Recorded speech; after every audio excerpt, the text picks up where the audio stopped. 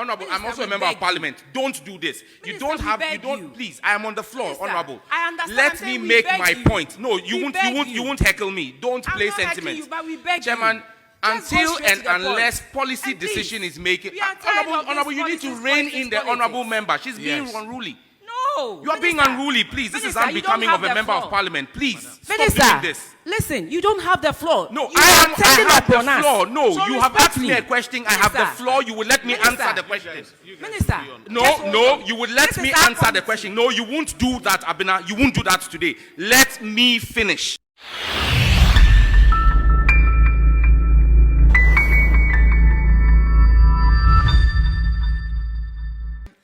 Honorable Minister, again, out of the 1.792 million, 2 billion, 263 million was also rejected outright.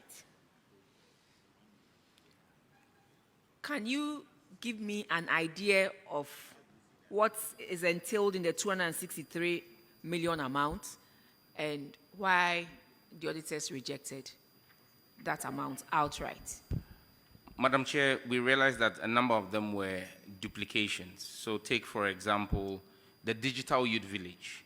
The consultancy services for the Digital Youth Village came to 1,440,000. It had been paid already under claims and then had been duplicated. It had been paid under commitments. It was in the claims and then in the BTA as well. It had been paid already in one, or it had been validated in one, so you couldn't have the same payment in claims and BTA, so one had to be taken out. The same thing happened with the consultancy services for the regional innovation centers, which was just 170,965. Again, Minister, the things you are mentioning are small. I'm coming. So you just mentioned the big ones because this is 263 million. Madam Chair, Madam Chair, I have my list. Mommy, if I change the formula, you may confuse you. Then the third one was the Microsoft license for Smart Workplace. That was 170,587,922.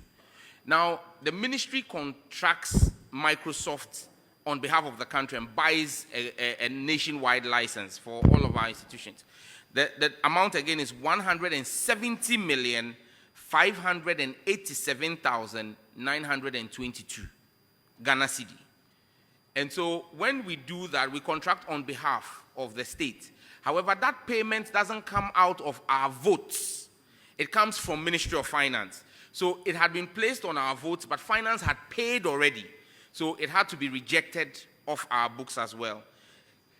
Then in 2023, the ministry also bought set-top boxes. They bought about 350 set-top boxes, and there was some duties that had to be paid, demurrage and duties that had to be paid to the tune of 82,363,954 Ghana cedi.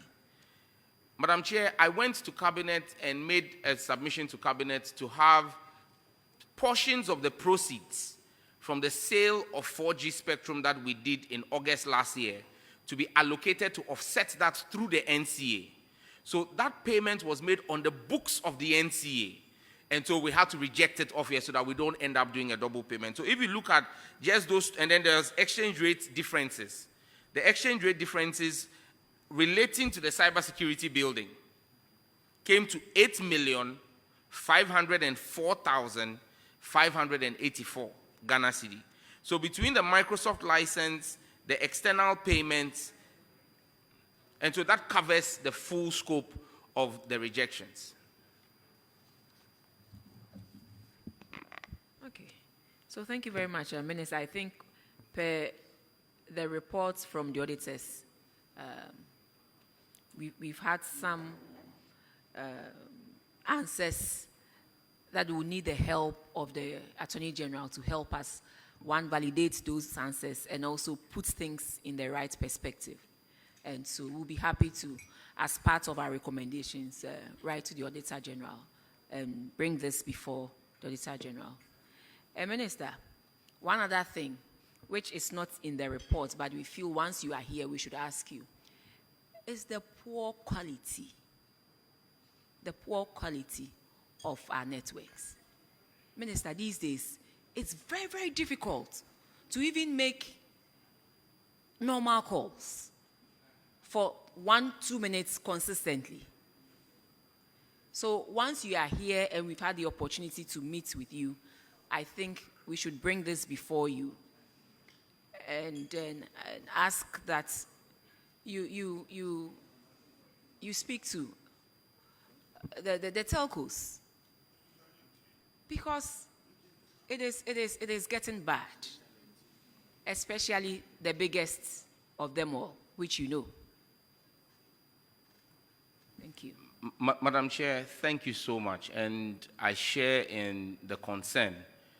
In fact, the regulator carried out some work last year on the conditions, quality of service, and we engaged the telcos. This year in Q1, we issued a new policy directive on the standards that we use, the KPIs that we use to measure quality of service. And that was a policy initiative aimed at pushing the networks to invest in their network. Because, Madam Chair, the truth of the matter is we're all beginning to see the decline, because over the last decade, we have not seen a commensurate investment in the networks to match the switch in our phone culture. Over the last decade, a lot more people have moved from YAM phones to smartphones. A lot more people are now using data. Any country that wants to have resilient data must have fiber as its backbone, fiber to homes. So I'll use Parliament as an example.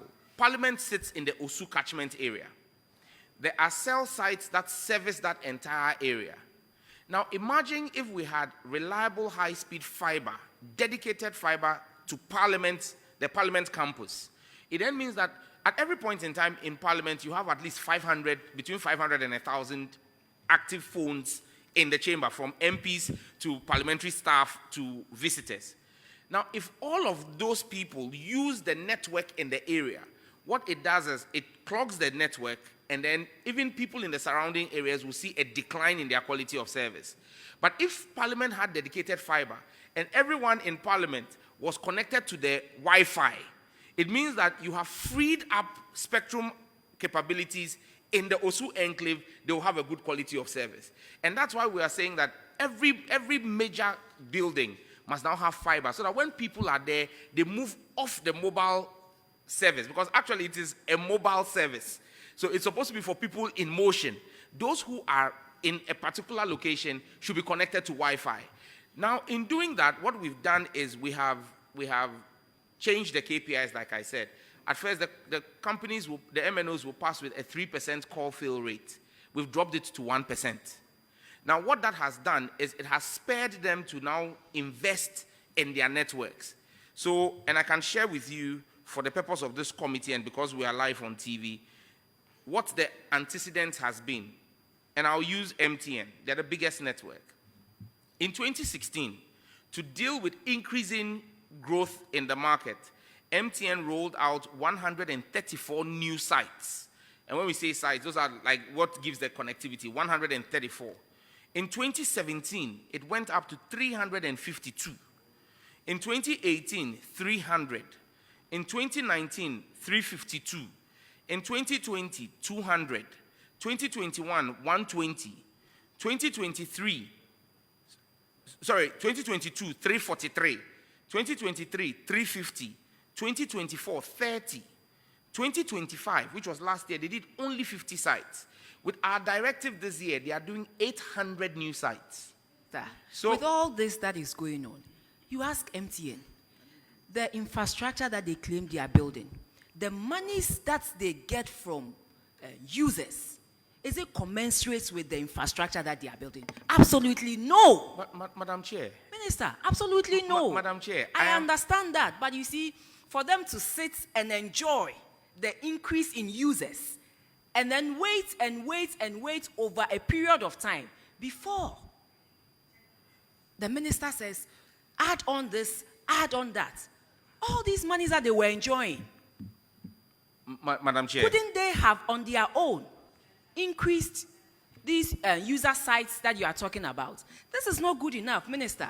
We expect something to be done, and we expect it to be done sooner than, they are talking about, because now it is really, really bad. Madam Chair. In my constituency, Minister, it's like you just cannot make an MTN call. Madam Chair, we are dealing with a decade of rot and lack of action, and it will not be fixed. Madam Chair, if you will, no, it Minister, won't be fixed just listen in to me. 6 months. I've heard a decade of whatever it is, were they not being paid for the increase in users? They were, but They there were. was someone who was also being paid to make policy decisions. They It's were. a policy decision I have taken. But as a private company on your own, They are driven you by look profits. at the quantum of monies that are coming in, and you don't even think that let me also improve my services to be, so that the users, the huge influx of users that are coming in, can at least enjoy not anything exceptional, but basic services. Madam Chair, I do not stand here to defend any of the telcos.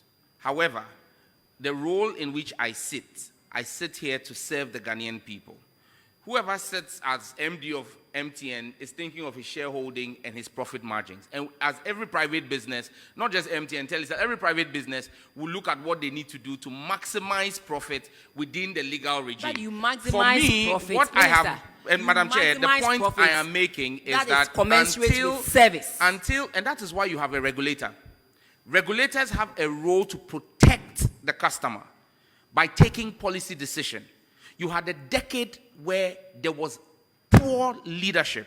Over the decade, the average number of cell sites per year was 223 sites. Minister, And I'm saying to you that in this year alone, and put blame on Madam policy Chair, makers or whoever it is. They themselves, cannot- as a company, you cannot also absorb- ought to do. Yes, I'm saying it is neither here nor there, Minister. But all we are asking now is whatever has happened has happened. Madam Chair, when But you ask moving the forward, question- Minister, please, moving forward, we want something done. We want some actions taken, and the actions should be taken quicker Madam than Chair, what they have told you. Madam Chair, Minister, that's no. all we are saying. Madam Chair, but you need to Respectfully. listen to No, me. I Engineering understand is what not you are saying. sentiment. Minister, Engineering it is not about sentiment. sentiment. It is have about given a see, policy in business. You look All at the right. monies that are coming to you, and you ought to direct the services. The services that you are also giving. So that's all I'm saying, Minister. This is not monologue. No, you've made your Ghanaians point. Can you listen are to sick me? and tired of the poor quality services that we are experiencing, and that's all we are saying, Minister. That is all we are saying. Maybe you think it is sentiment. It is not sentiment. It is the people of Ghana, the people in Etiwa East, who are complaining. We cannot even make calls, and it's serious. So that's all I'm saying, Minister.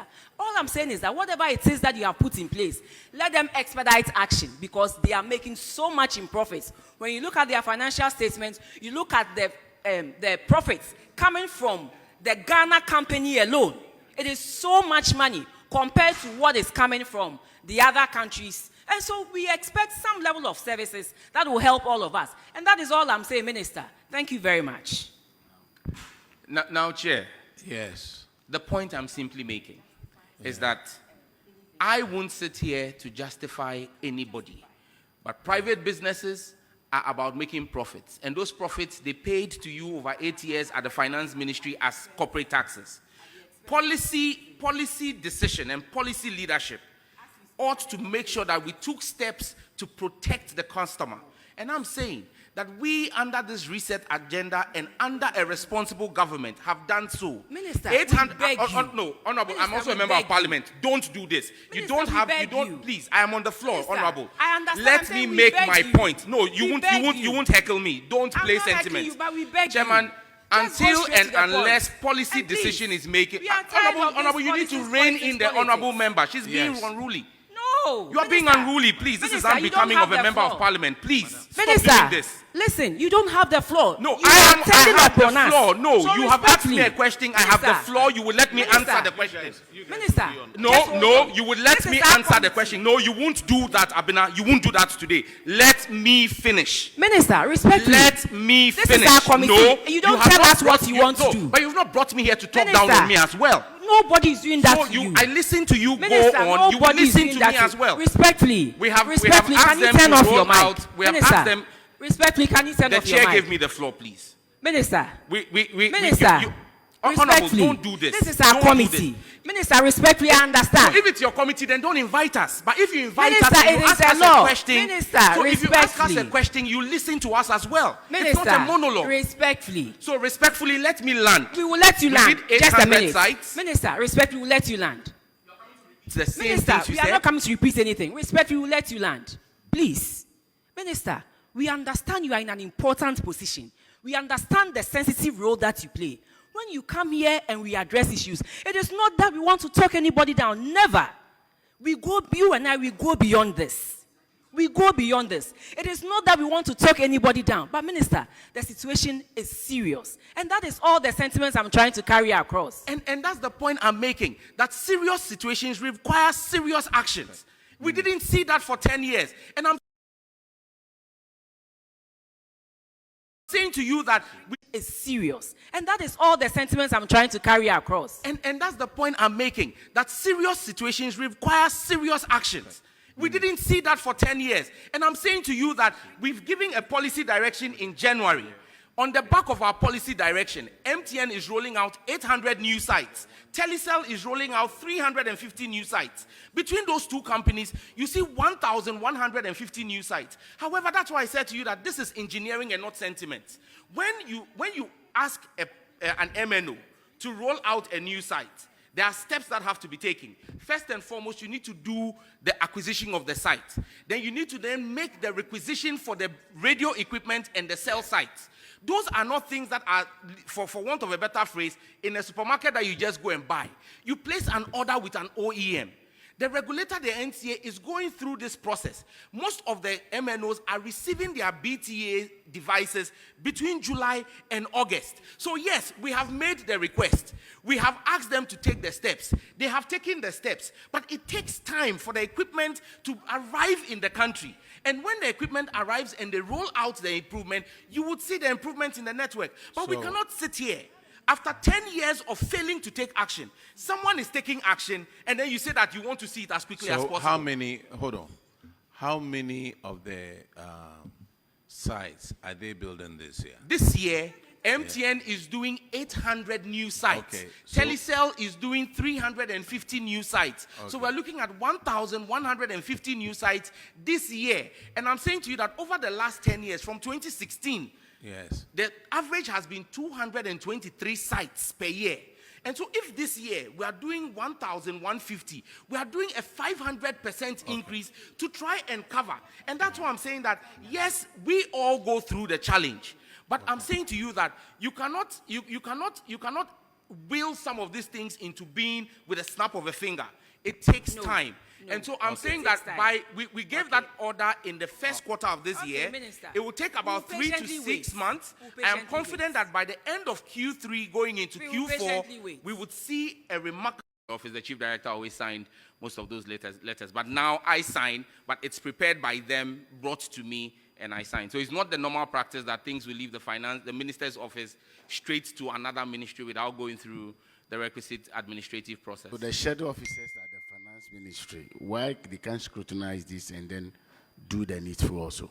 Chair, unfortunately, I don't work at the finance ministry. Okay, so on this note, you have seen what is happening in your ministry. You need to put measures in place, and I hope this your 1 million coder project also chop no come inside. That's my advice to you. Oh, Chair, the 1 million coders program is the flagship program of the president. There is no way there'll be chop. I've seen some things flying on social media, but Chair, those are requests that we have made. And what they are flying around and saying are scandals on 1 million coders are a request for commitment authorization that was signed by the chief director in January this year. So when Parliament approved our budget, for all the line items that we have for this year, 1 million coders, our procurement plan, basically our procurement plan for the year, we did a full list of about almost 60 things, girls in ICT, and did one umbrella letter to the Ministry of Finance saying, this is our spending plan for the year. We are asking for commitment authorizations. That doesn't mean that the money has been released to us in full. And Chair, I'll give you just a typical example. Because I've seen all the commentary that's going on. They say we are paying 2 million Ghana cedi as as sensitization on SIM registration and CEIR. As we roll out a SIM registration process, Chair, it's important that we educate the public on what the process is going to be, true or false. For the whole country, the media budget for the whole country running a media campaign is 2 million Ghana cedis. How much does it cost to just run adverts for 3 months on Asase or to run it on Joy? Find out and let us know. Madam Chair, you run national programs, so you will know. If didn't know, find out and let us know. And so On if this we are basis, you are spending 2 discharged, million Minister. for the You whole can period. leave. You can leave. I'll take leave of us now. Oh, now you are sacking me. Yes, I'm sacking you. You won't let me speak. After that, you sack me. No. You can go now. Okay, we are done now.